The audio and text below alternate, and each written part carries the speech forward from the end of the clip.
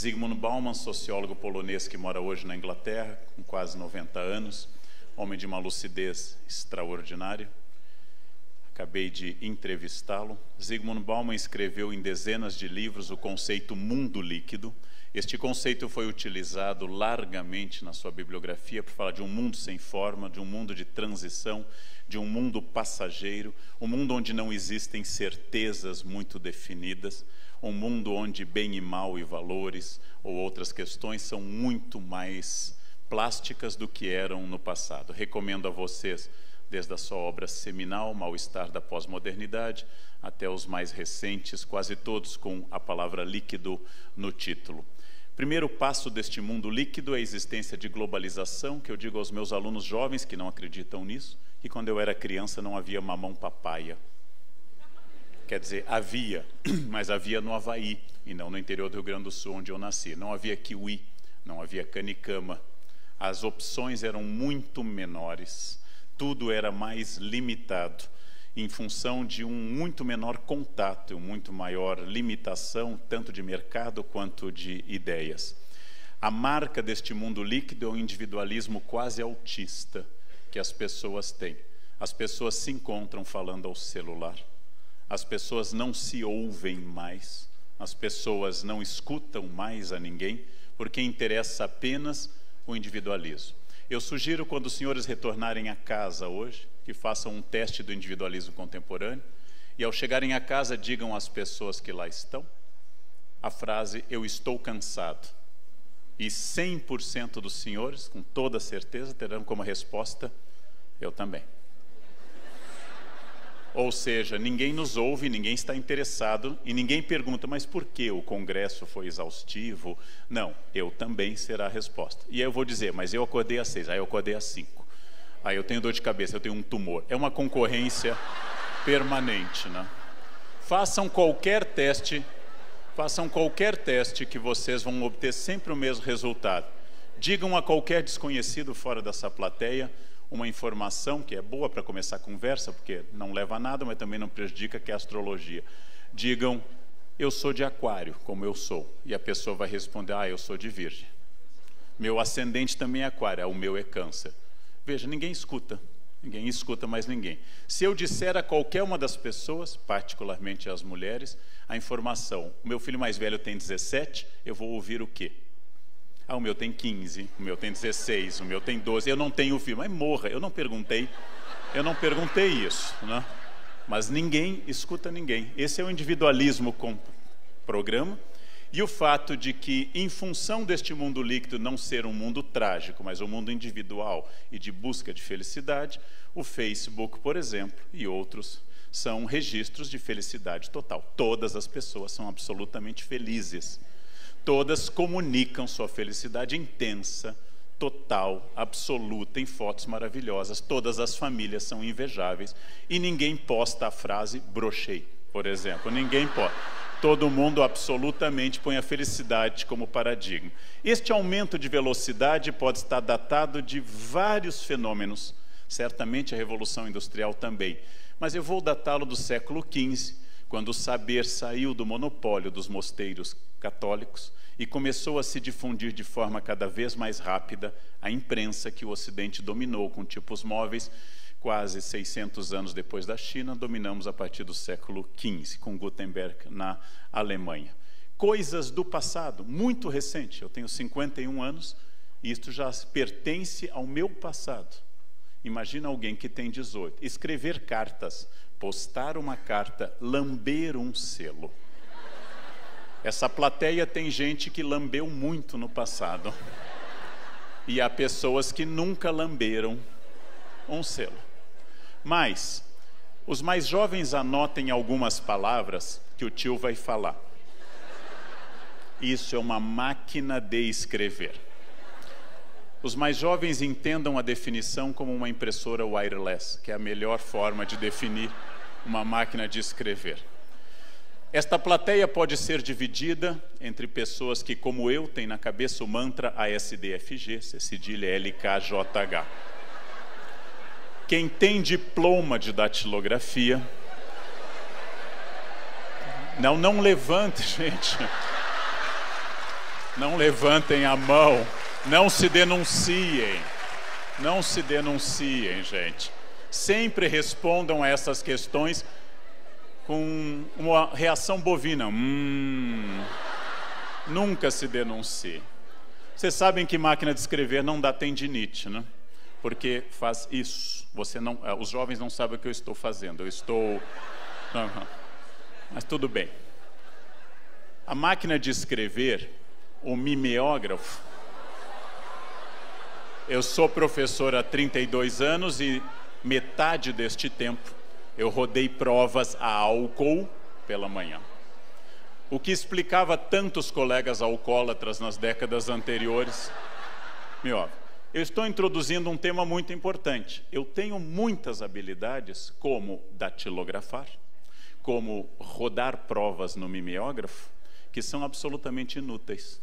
Não servem para nada. Eu sei discar números em aparelhos. Eu sei. Eu domino essa. E tenho duas técnicas, com o dedo e com a caneta também. Eu tenho duas técnicas.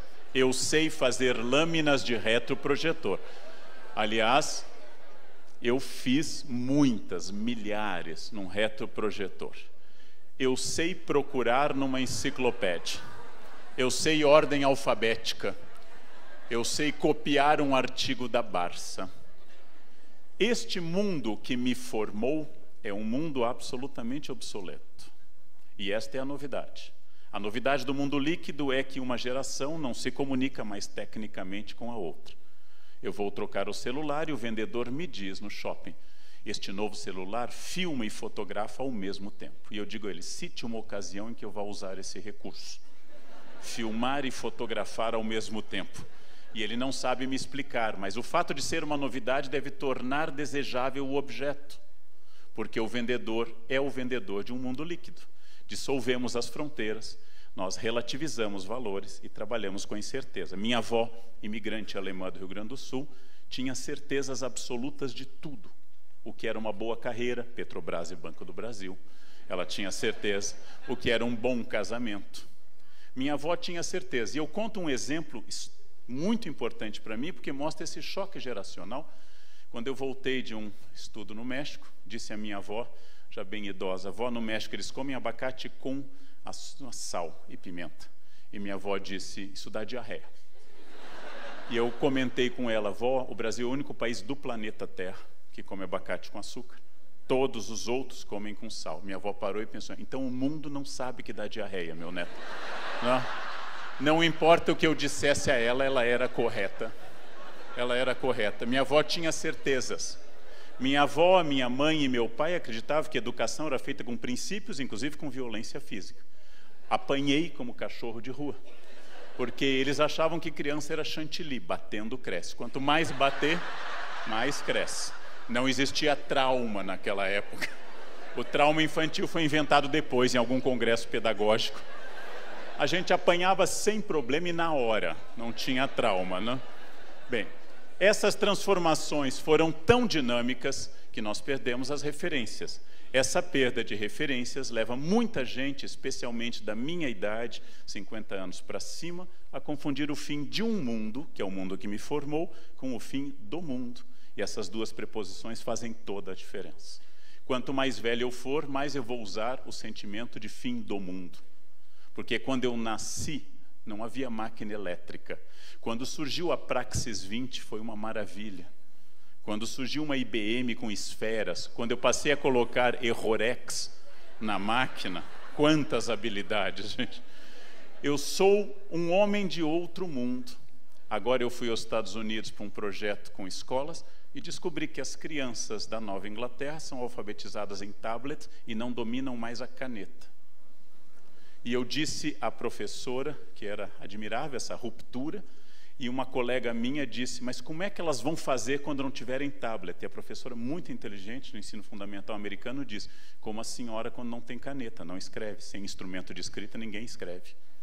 Ou a caneta ou o tablet. Única vantagem é que se eu cair numa ilha eu sei escrever na praia SOS. E essa criança vai ficar com o tablet tentando um sinal.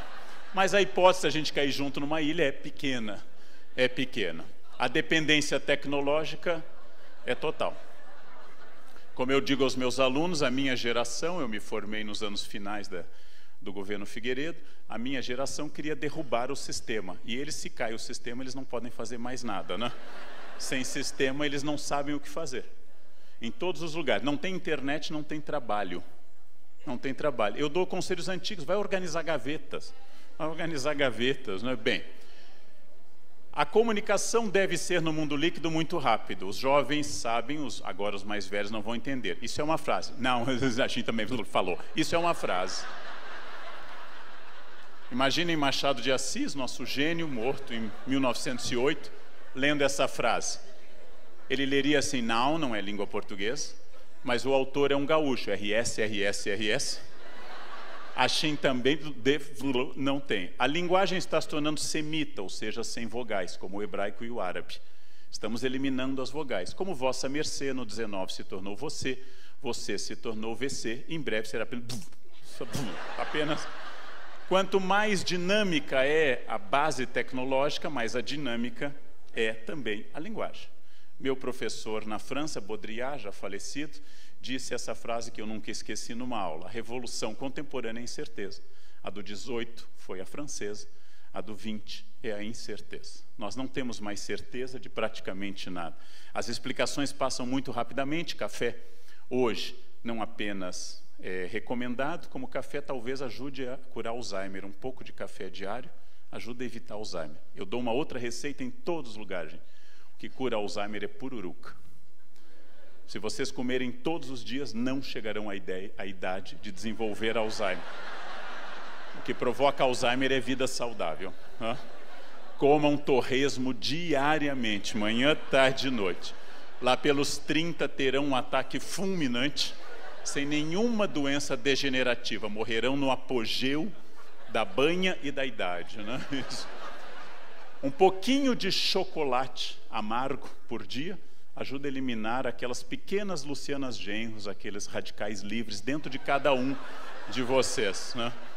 A aspirina ajuda a evitar ataque cardíaco. Corridas são uma recomendação que começou na década de 60 e não parou. O século XIX não corria, nós passamos a correr. Se um homem do 19 fosse para o Ibirapuera, que só existe a partir de 54, perguntaria: do que correm essas pessoas? Quem os persegue? Para onde vão? E o inventor dessa explicação, Dr. Cooper, veio a São Paulo e eu o assisti. E ele disse: não corram, isso desgasta muito as articulações, andem. Agora, ele me disse. Ou seja, minha avó, que estranhava exercício físico, se viva fosse, diria: viu? Eu disse. Eu disse, tem que guardar energias. Somos a geração do descartável. Eu posso saber a idade de pessoas se elas guardam a embalagem de presente, por exemplo. Quem guarda a embalagem de presente, além de mulher, é mais velha. É mais velha. Somos uma geração em que uma das mais tradicionais expressões humanas, que é a religião, que é constitutiva das sociedades humanas desde o início, foi substituída pelo esoterismo, pela prática mágica, de pessoas que substituíram o sistema teológico unificador do mundo por práticas mágicas. Exemplo, vista uma cueca amarela para obter dinheiro no Ano Novo, ou vermelha para obter amor. Quer dizer, quem é a pessoa que, vestida de branco no Ano Novo, com cueca vermelha, vai obter amor com isso, né? A não ser que seja um Exu, naturalmente. A não ser que seja um Exu vestido de vermelho. O esoterismo são as pessoas que já estão passando rímel no terceiro olho e já estão pensando desse ponto de vista mágico. Outra novidade, é a primeira vez que os jovens são o parâmetro do mundo. Os velhos sempre foram o parâmetro do mundo. Todas as sociedades, até há pouco, eram gerontocráticas. Hoje, ser jovem é uma virtude em si. Eu vou supor que este indivíduo aqui representado ganhe mais do que eu. Eu vou supor. O riso de vocês é descabido, porque vocês não sabem quanto eu ganho. Logo, é descabido, é pelo menos injusto. Aqui vem um erro comum, desde administrações até a sociedade em geral. Tudo que é velho é ruim, tudo que é novo é bom. Nem tudo que é velho é ruim, e nem tudo que é novo é bom. Na verdade, nada é em si. As coisas velhas podem ser boas e as coisas novas podem ser boas também. Saber essa distinção está só na base da nossa mudança, da nossa geron, geron em grego é velho, kratos, poder. O poder das mãos dos mais velhos passou para os mais jovens, porque pela primeira vez na história humana, a tecnologia está nas mãos dos mais jovens. Todas as tecnologias que eu identifiquei nos primeiros minutos desta fala são tecnologias de velho.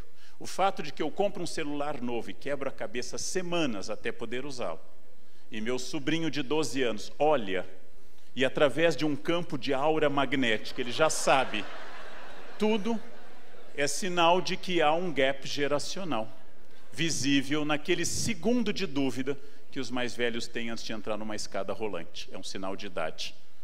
Quem é mais velho olha para a escada rolante e fica mirando o primeiro degrau e de repente pisa no primeiro degrau.